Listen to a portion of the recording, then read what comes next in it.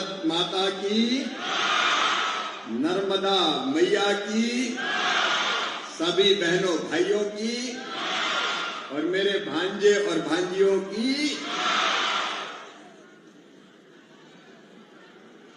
मंच पर विराजमान इस क्षेत्र के लोकप्रिय, यशस्वी और कर्मठ विधायक आदरणीय श्रीमान रमाकांत भार्गव जी, पूर्व विधायक भाई राजेंद्र सिंह राजपूत जी, बहन निर्मला जी, महेश जी, रवि जी, रघुनाथ जी, महेंद्र शर्मा जी, आजाद सिंह जी, अर्जुन मालवी जी, प्रेम नारायण मीना जी, ओम पटेल जी, जित्तू गौड़ जी, राजेश पाल जी, वीर सिंह जी, रघुवीर सिंह जी, विनीत जी, लाल सिंह जी, सोनम भार्गव जी, चंद्र प्रकाश पांडे जी, बीएल गौर जी, नरेश जी, हसीब जी, पवन जी, संतोष जी, बनवीर जी, हरि सिंह मीना जी, गिरवर सिंह जी, राम सेवक जी, नारायण पटेल जी, राम सिंह जी, मदन पटेल जी, थान सिंह जी, कैलाश जी, बहन ममता जी, हरवल्लभ दास जी, नरू सरपंच जी, राधिका द्वारका पटेल जी, ब्रिज पटेल जी, आनंद जी पटेल, राजेंद्र पटेल, रामगोपाल टेलर, नरेंद्र मास साहब। आज मैं इसलिए नाम ले रहा हूं कि पिछले दिनों से, कई दिनों से नरेंद्र जेल में है और परिक्रमा वासियों की सेवा का जो उपक्रम उसने प्रारंभ किया है, मैं इसके लिए मास साहब को हृदय से बधाई देता हूं। जो मैं नहीं कर पाया वो नरेंद्र अब कर रहा है। मंच पर विराजमान सभी और नीचे बैठे हुए सभी साथी, नेता, पदाधिकारीगण, मेरी बहनों, मेरे भाइयों और मेरे लाडली भांजियों और प्यारे भांजियों, अपने परिवार में एक और लाडली आ गई है। कार्तिक के यहां भी बिटिया ही ने जन्म लिया है। या देवी सर्वभूतेषु मातृरूपेण संस्था, नमस्तस्यै नमस्तस्यै नमस्तस्यै नमो नमः। आज सीएम राज स्कूल का उद्घाटन है और मैं कुछ बोलूं उसके पहले एक बार अपने बेटा बेटियों को वो मंत्र जिसका मैं बचपन से जाप करता रहा हूं, वो मंत्र सुनाना चाहता हूं। और वो मंत्र है महामंत्र गायत्री मंत्र। ओम भूर्भुवः स्वाहा तत्सवितुर्वरेण्यं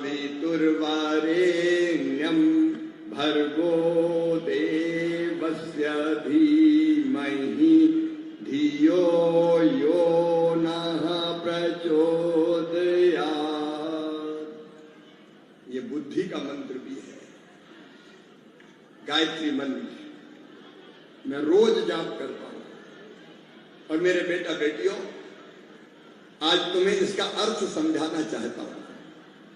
ओम तो नाम है परमात्मा का, परमेश्वर का, भगवान का, किसी भी नाम से पुकारे। भू मतलब प्राण देने वाले, जीवन देने वाले। बच्चों ध्यान से सुनना, भुवः मतलब दुख विनाशक, दुख दूर करने वाले। स्वाहा मतलब सुख स्वरूप, हमको सुख और आनंद देने वाले। तत्सवितुर्वरेण्यम का मतलब है तेरे अलावा कौन है, मैं जिसका वरण करूं, मैं जिसको भजूं, मैं जिससे प्रार्थना करूं। भर्गो देवस्य धीमहि मतलब मैं तेरे तेजस्वी स्वरूप का ध्यान करता हूं। और तेजस्वी सूरज मतलब सूरज, उगता हुआ सूरज, साक्षात भगवान है। मैं तेरे तेजस्वी स्वरूप का ध्यान करता हूं। और धियो यो नः प्रचोदयात् का मतलब है मेरी बुद्धि को, धी मतलब बुद्धि, सन्मार्ग पर ले चल, अच्छे रास्ते पर ले चल, अच्छे दिशा में ले चल। मैं जब तीसरी चौथी पढ़ता था तब से इस मंत्र का मैं जाप कर रहा हूं, गायत्री महामंत्र। और जब बेटी घर में आई, इला मतलब पृथ्वी, तो मैंने उसके कान में भी सबसे पहले यही मंत्र कहा। जब कार्तिक कुणाल ने जन्म लिया था तब भी उनके कान में सबसे पहले शब्द यही गए थे, गायत्री मंत्र के। ये मैं मेरे बेटा बेटी इसलिए कह रहा हूं कि हम केवल भौतिक शरीर नहीं है, ये संसार, ये धरती, पृथ्वी, ब्रह्मांड बहुत बड़ा है। एक सूरज, एक चंद्रमा, ये एक थोड़ी है। ये सूरज, चंद्रमा, ग्रह, नक्षत्र, तारे, मंगल, गुरु, शुक्र, जितने ग्रह ये अलग अलग, ये एक आकाश गंगा है, ऐसी कई आकाश गंगा है। और इस सब को संचालित करता है एक परम पिता परमात्मा। तो उससे हम अपना रिश्ता तो जोड़े। हम बूंद है, अगर हम सागर में मिल जाते हैं तो समुद्र ही हो जाते हैं। मैं भी जुड़ने की कोशिश करता हूं। मेरे बेटा बेटियों, तुम भी जुड़ने की कोशिश करना। और आज तुमसे कह रहा हूं, हम केवल 3.5 हाथ के हरमास के पुतले नहीं हैं। सब बच्चे मेरी बात को ध्यान से सुने। हम में से हर एक ईश्वर का अंश है। अमृत का पुत्र या पुत्री है, अनंत शक्तियों का भंडार है और अमर आनंद का भागी है। हम में हर एक में क्षमता है। कोई भी बच्चा ऐसा नहीं कि कोई कमजोर है, कोई में बुद्धि ज्यादा है। भगवान ने सबको बराबर बराबर बांटी है। अब कौन कितना उपयोग करता है इस पर निर्भर करता है। जो ढंग से उपयोग करते हैं वो बड़े बड़े काम कर जाते हैं। जो 10वीं में 12वीं में साइंस पढ़ रहे हैं वो जरा हाथ उठाओ, विज्ञान। जो हमारा ब्रेन है बेटा बेटियों, उसके बहुत छोटे हिस्से का हम उपयोग करते हैं। अगर इसका पूरा उपयोग कर ले तो तुम चमत्कार कर सकते हो। दुनिया में कोई काम ऐसा नहीं कि जो तुम ना कर सकते। और गायत्री महामंत्र हमारी बुद्धि को उस दिशा में ले जाता है। देखो, मैं तुम्हारे लिए कोई नेता नहीं हूं, वैसे किसी के लिए भी नेता नहीं हूं, मैं तो सेवक हूं। हम सब में एक ही चेतना है और जो मैं सबसे प्रेम करता हूं, सबको प्यार बांटने की कोशिश करता हूं। ये स्कूल क्यों बना, ये कल्पना मेरे दिमाग में क्यों आई? मैं जैत में पैदा हुआ। जैत में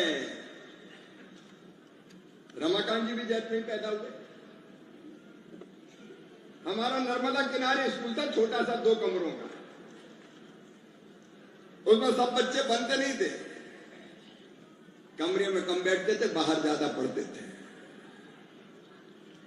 हम सरकारी स्कूलों में पढ़े, लेकिन मैंने मेहनत की तो मैं जैत के बाद भी जहां गया वहां फर्स्ट आता गया। मेरे मन में आया कि काश शिवराज, गरीब बेटा बेटी, किसान के बेटा बेटी, मिडिल क्लास वाले, ये तो प्राइवेट स्कूलों में नहीं पढ़ सकते। प्राइवेट स्कूल की फीस बहुत ज्यादा होती है। तो जिनके पास पैसे हैं वो तो प्राइवेट स्कूल में अपने बच्चों को पढ़ा सकते हैं। लेकिन गरीब का बेटा बेटी क्या करेगा? किसान का बेटा बेटी क्या करेगा? और तब जब मुझे कोविड हुआ था, मैं अस्पताल में भर्ती था। तब अस्पताल के बिस्तर पे बैठे बैठे मेरे मन में आया कि कोई ऐसा स्कूल खोल, तब मैं मुख्यमंत्री था, कि जिसमें गरीब और किसान और मध्यम वर्ग के बेटा बेटी भी शानदार अच्छी सुविधायुक्त शिक्षा प्राप्त कर सके। तो मैंने वर्चुअली, मतलब टीवी पे ही, मैंने लैपटॉप पे, कंप्यूटर पे ही मैंने दुनिया के कई विशेषज्ञ जोड़े, अलग अलग जगह जोड़े, क्योंकि उस समय मीटिंग तो कर नहीं सकते थे कोविड के कारण। और मैंने सबसे सुझाव मांगे कि बताओ, मैं सरकारी स्कूल बच्चे को पढ़ने सरकारी स्कूल में पढ़ने वाले बच्चों की अच्छा से अच्छा स्कूल कैसे बना सकते हैं, क्या क्या होना चाहिए। 3 दिन तक विचार विमर्श हुआ और उसमें से निकला कि सीएम राइज स्कूल बनाओ, सीएम राइज स्कूल खोलो। सर्व सुविधा युक्त सीएम राइज स्कूल। अब सीएम राइज स्कूल में यहां हर सुविधा मिलेगी मेरे बेटा बेटियों। यहां मल्टीपर्पज हॉल है, यहां 50 सीटर कॉन्फ्रेंस रूम है, यहां modular physics lab, mathematics lab, chemistry lab, senior और जूनियर कंप्यूटर लैब, कला और संगीत का कक्ष भी है क्योंकि ये संगीत भी जरूरी है। लाइब्रेरी, सीनियर और जूनियर लाइब्रेरी है, स्टाफ का रूम अलग। हमारे प्रिंसिपल साहब और स्कूल के सभी गुरुजनों का भी मैं हृदय से स्वागत करता हूं, उनको बधाई देता हूं। प्रिंसिपल, वाइस प्रिंसिपल, हेडमास्टर, इनके रूम भी है, अग्निशमन प्रणाली है, मिड डे मील भोजन करने के लिए भी एक मॉड्यूलर मिड डे मील भवन में मॉड्यूलर किचन का प्रावधान है। किचन भी मॉड्यूलर मेरे बेटा बेटी। रेन वाटर हार्वेस्टिंग का प्रबंध है, बायोडाइजेस्टर है, यहाँ हार्टिकल्चर की व्यवस्था भी है, सब्जी, फूल, फल, ट्रांसफार्मर, गेट, स्कूल बस और वाहनों के लिए पार्किंग की सुविधा, परिसर क्षेत्र में कंक्रीट सड़क, पानी के निकासी की व्यवस्था, और मेरे बच्चों के लिए पढ़ाई भी जरूरी है लेकिन खेल भी जरूरी है। बोलो, खेल जरूरी है कि नहीं? कई बार माँ बाप खेलने नहीं देते, स्कूल से लौटने को उठाया, डंडा पढ़, चल बैठ। अब बच्चे कुंठित हो जाते हैं, खेलने भी दो, पढ़ने भी दो। खेल शरीर को स्वस्थ रखता है, मन को आनंद से भर देता है, प्रसन्न बनाता है, व्यक्तित्व का विकास करता है। इसलिए रनिंग ट्रैक भी है। दौड़ोगे कि नहीं? अरे जोर से बोलो, दौड़ोगे कि नहीं? यहाँ बास्केटबॉल कोर्ट भी है, बास्केटबॉल खेलोगे? यहाँ वॉलीबॉल कोर्ट भी है, यहाँ बैडमिंटन कोर्ट भी है, यहाँ कबड्डी का मैदान भी है। कबड्डी कौन कौन खेलता है? हाथ उठाओ जरा। और खो खो का मैदान भी है। खो खो कौन कौन खेलता है? बेटियां ज्यादा खेलती है। मेरे बेटा बेटियों, सभी classroom, staff room, principal room में नया फर्नीचर है, स्मार्ट क्लास है, सोलर पैनल है, लैब फर्नीचर और उपकरण है। और पढ़ाई के लिए भी मैं यहाँ को बहुत बधाई देता हूँ, यहाँ के प्रिंसिपल साहब को और हमारे सभी शिक्षक गुरुजनों को।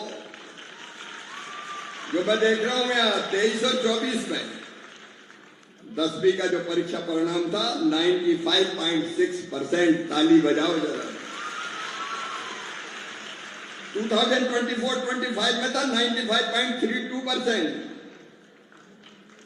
12वीं में 12th में 94.11% और इस साल 12वीं में 96.5%। मेरे बेटा बेटियों बताओ कैसी पढ़ाई हो रही है? अब अभी तक तो स्कूल वही लग रहा है, पुरानी बिल्डिंग में। यहां कब से लगेगा? यहां कब से लगेगा? तो यहां ये सारी सुविधा जो मामा ने अभी बताई, ये सब यहां मौजूद है। कैसा लगा स्कूल? कैसा लगा स्कूल? बच्चों को तो बहुत अच्छा लगा, माता पिता भी बच्चों के बताएं कैसा लगा स्कूल। ये ऐसा स्कूल है जो प्राइवेट स्कूल से भी कई गुना बेहतर स्कूल है। हर एक बच्चे में बुद्धि है। मेरे मन में यह भाव था कि कहीं गरीबी के कारण कोई बच्चा कुंठित न रह जाए और मन में यह विचार ना आए कि काश हमारे माँ बाप के पास भी पैसे होते। मेरे बेटा बेटियों, मेहनत से पढ़ना, खेलना भी, जिसकी जिस क्षेत्र में रुचि है जरूर कोशिश करना, क्योंकि स्वाभाविक रूप से उस क्षेत्र में तुम जल्दी आगे बढ़ोगे।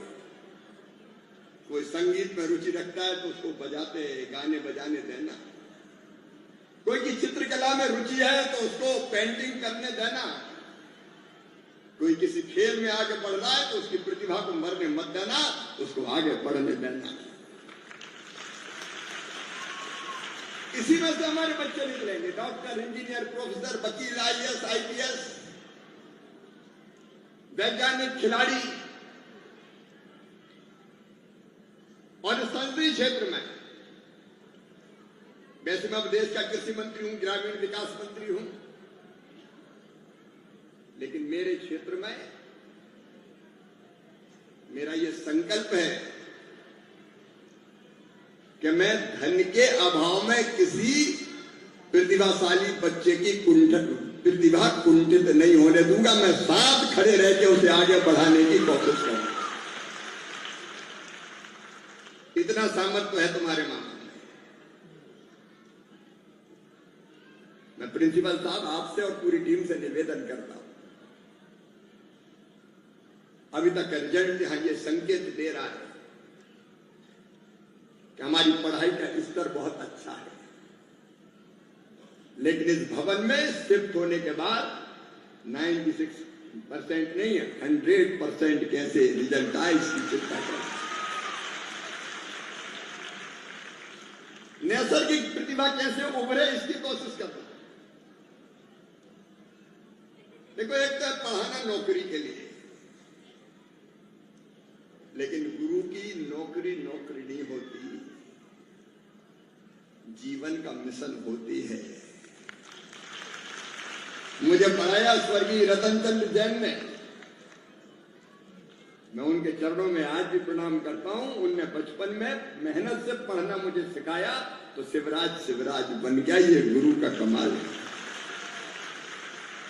आपने सहारे की कोशिश करना, इन्हीं बच्चों में से हमको ऐसे बच्चे निकालना है जो अलग अलग क्षेत्रों में बहुत आगे जाए, अपने स्कूल का, अपने परिवार का, माता पिता का, क्षेत्र का, प्रदेश का, देश का नाम दुनिया में रोशन करे। और ये हो सकता है।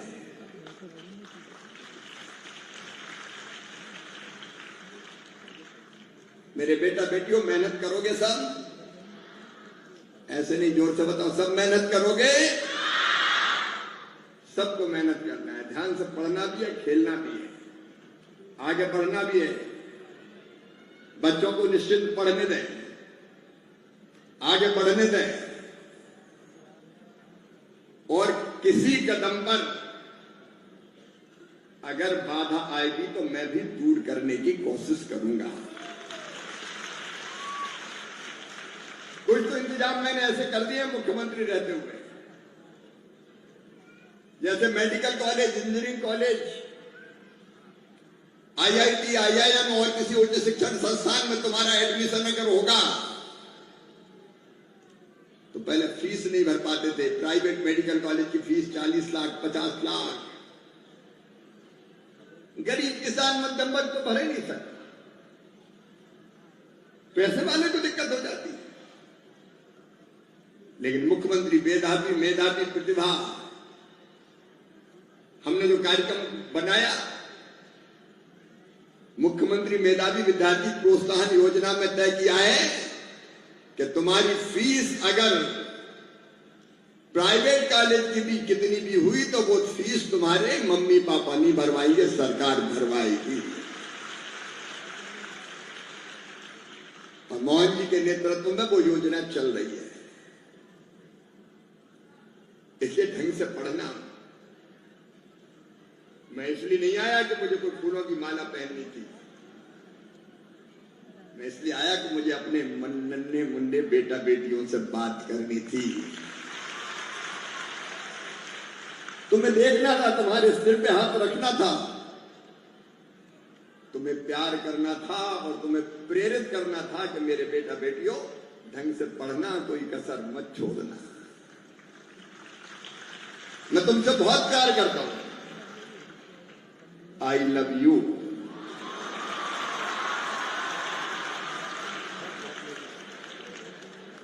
तुम भी मामा से प्यार करते हो कि नहीं? तो प्यार से हम अपने पढ़ाई पूरी करें, कोई कसर ना छोड़े। माता पिता से मेरा निवेदन है, बच्चे मारने कूटने के लिए नहीं है। नहीं तो गांव में कहीं से आए, गुस्सा हो गया और दिया थप्पड़ घर में आके बेटा बेटी। प्यार से समझाना, इनको आगे बढ़ने देना। मेरी कल्पना थी कि हर 15-20 गांव के बीच में एक स्कूल ऐसा बना दूं,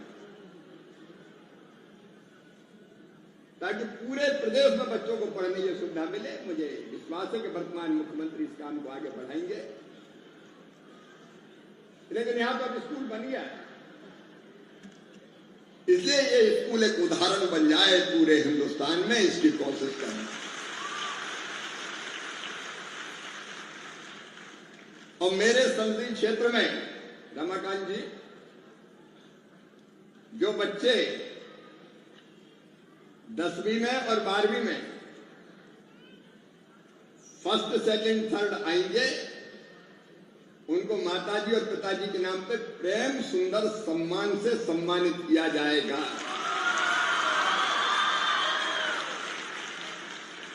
और उनके लिए सम्मान निधि के रूप में राशि की व्यवस्था की जाएगी, जो उनके पढ़ाई के काम आ सके।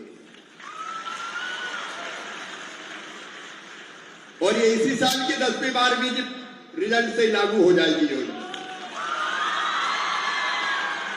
तो कौन कौन आएंगे फर्स्ट, जरा हाथ उठाओ। तो ये होड़ लग जाए कि कौन आता है।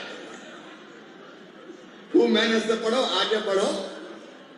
मेरी अनंत शुभकामनाएं और आशीर्वाद तुम्हारे साथ है मेरे बेटा बेटियों। मैं नेता नहीं हूं, मैं तो प्रेम करने वाला, तुम्हें प्यार करने वाला मामा हूं, जो तुम्हारे जीवन को बेहतर से बेहतर बनाना चाहता है, ताकि देश और प्रदेश के तुम काम आ सको। और इसी भाव से और भी काम बहुत से करेंगे। अभी एक जितने दिव्यांग हैं अपने क्षेत्र, अब ये मेरा संकल्प, सबको मोटराइज साइकिल देना है, बैटरी वाली साइकिल, उनको घसटना नहीं पड़े, उस पर जाए। उसकी संख्या भी निकाल लें आप, जो सूची बन जाए वो भी जल्दी करना। और जितने भाई बहन जो सरकारी योजना के लाभ से अभी तक वंचित है, जिनको मिला नहीं है, हम सैचुरेट करेंगे। कोई भी हाथ ठेला और सब्जी बेचने वाला, फुटपाथ पर रख के सामान बेचने वाला, जो नगर पंचायत क्षेत्रों में रहता है, वो स्ट्रीट वेंडर की योजना से लाभान्वित किया जाएगा। काम धंधे के लिए उनको राशि बैंक से मिले, बिना ब्याज की उसका इंतजाम करेंगे। घर बनाना हो, सड़कों का सवाल हो, वैसे तो विकास के काम इतने हुए हैं कि अभी 2, 4, 5 साल तो मेरे ही काम पूरे होते रहेंगे। लेकिन हर एक योजना का लाभ अब जितने कारीगर है, बड़े लोहार, कुम्हार, सुनार, सबको पीएम विश्वकर्मा योजना के लाभ से लाभान्वित करने में कसर नहीं छोड़ेंगे। आदर्श ढंग से योजनाओं का क्रियान्वयन करने की कोशिश करेंगे। समय मुझे कम मिलता है क्योंकि पूरे देश में आजकल जाना पड़ता है। देखते होगे आजकल मामा कहां जाते हैं। कल छत्तीसगढ़ जा रहा हूं, लेकिन जितना समय उसमें से निकाल के यहां रमाकांत जी हैं, हमारी पूरी टीम बैठी है। शुद्ध सेवा के भाव से हम ऐसा काम करें कि ये क्षेत्र पूरे हिंदुस्तान में मिसाल बन जाए, उदाहरण बन जाए। और एक अपील हाथ जोड़ से सबको है, दारू नशा ये छोड़ दो भाई। और गांव में अवैध दारू ना बिके इसका पुख्ता इंतजाम करना चाहिए, पुलिस को भी और समाज को भी। वैध की बात अलग है, लेकिन अवैध किसी कीमत पर नहीं बिकनी चाहिए। ये माता बहनों की जिंदगी बर्बाद करती है, बच्चों को बुरा असर डालती है। बोलो बेटा बेटियों, नशा बंद होना चाहिए कि नहीं होना चाहिए? ये नाश की जड़ है। इसलिए ऐसे सकारात्मक अभियान अपने क्षेत्र में हम मिलकर चलाएंगे। आज तो मैं अपने बच्चों को, बहुत देर हो गई, फिर एक बार आशीर्वाद देता हूं। नर्मदा मैया आप सब पर कृपा की वर्षा करें, आशीर्वाद की वर्षा करें। खूब पढ़ो लिखो, आगे बढ़ो और तुम्हारा यश और कीर्ति पूरी दुनिया में फैले। ये मामा का तुमको आशीर्वाद है, भगवान से प्रार्थना है। बहुत बहुत धन्यवाद। बोलो सब मेहनत से पढ़ोगे, खूब आगे बढ़ोगे तो मेरे साथ बोलो भारत माता की, नर्मदा मैया की, हर